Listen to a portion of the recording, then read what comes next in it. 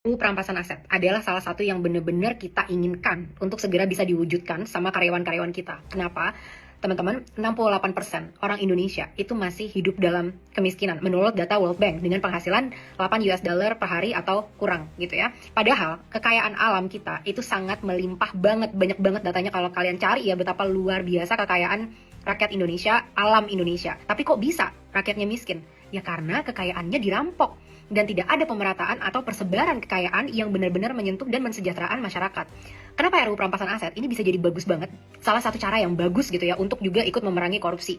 Yang pertama, kalian udah pernah lihat ya kasusnya Gayus Tambunan atau koruptor-koruptor lain yang korupsinya itu triliunan rupiah, ratusan miliar gitu kan. Yang itu kalau kita kerja, kita punya babi ngepetnya ngepet sampai ribuan tahun pun mungkin nggak akan dapat. Kita kerja jujur sampai kaya apapun, mungkin nggak akan pernah tercapai. Ya kenapa? Ya karena kekayaan sebesar itu dipertanyakan dari mana orang bisa kaya sampai sebesar itu. Orang yang korupsi sudah sebesar itu, di kasus sekarang, mereka bisa enak-enakan aja tuh masuk penjara 6 tahun, 7 tahun, 8 tahun, atau bahkan mungkin 15 tahun. Tapi keluarganya masih hidup kaya raya.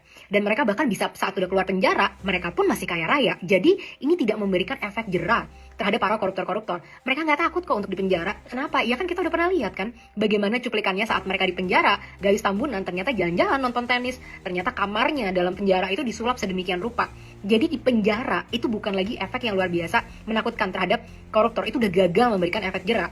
Sedangkan orang-orang yang korup ini kan adalah orang-orang yang maruk kan, yang nggak pernah merasa puas dengan kekayaan apapun yang mereka ambil.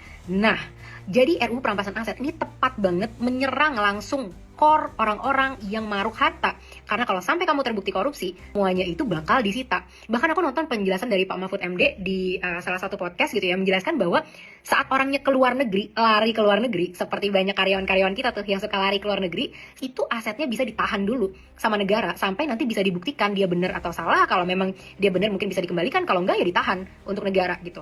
Alasan kedua, kita jadi bisa mengembalikan kekayaan negara balik lagi kepada rakyat. Jadi yang udah dicuri dikembalikanlah kepada rakyat lagi. Nah ini semoga nanti jelas ya di RUU perampasan aset kemana duitnya itu akan dilarikan, untuk diperuntukkan apa. Transparansinya harus jelas karena kita nggak mau nanti udah disita malah dijual di antara mereka mereka lagi nanti atau dibagi-bagi di antara mereka lagi. Tapi semoga enggak ya, semoga ini nanti bisa benar-benar dikembalikan ke rakyat. Mungkin bisa untuk bangun rumah sakit, bangun sekolah, mendukung program-program pemerintah yang lain yang udah berjalan, yang bisa benar-benar mensejahterakan rakyat. Jadi apa yang memang milik rakyat itu harus kembali kepada rakyat. Apa yang sudah dirampok dari rakyat harus kembali lagi ke rakyat. Yang ketiga, kepercayaan publik terhadap hukum itu nanti bisa semakin meningkat teman-teman. Karena kenapa? Tahu nggak sih, Corruption Perception Index Indonesia itu 37 dari 100. Jadi memang persepsi korupsinya itu tinggi banget gitu ya. Nah kita perlu nih untuk rakyat sendiri, untuk kita bisa mengembalikan kepercayaan pelan-pelan kepada karyawan kita. Karena kemarin udah nggak percaya banget, udah kesal banget, udah dihianati berkali-kali, udah nggak mungkin bisa lagi nih. Nah tapi semoga ada itikat-itikat baik yang benar-benar mengedepankan apa yang dimaui oleh rakyat, yaitu ini, RUU perampasan aset ini.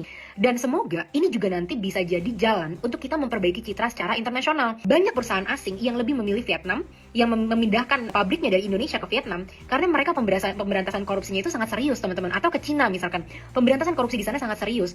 Investasi nggak akan mau masuk kalau misalkan korupsi masih terjadi secara besar-besaran. Karena kalau orang mau invest ke suatu negara, perusahaan mau datang, korupsinya gede, berarti mereka harus nyogok sana sini untuk bahkan bisa beroperasi. Padahal ngapain? Mendingan mereka pergi ke negara yang memang udah nggak ada korupsinya, karena toh sumber daya manusianya nggak beda-beda banget gitu kan.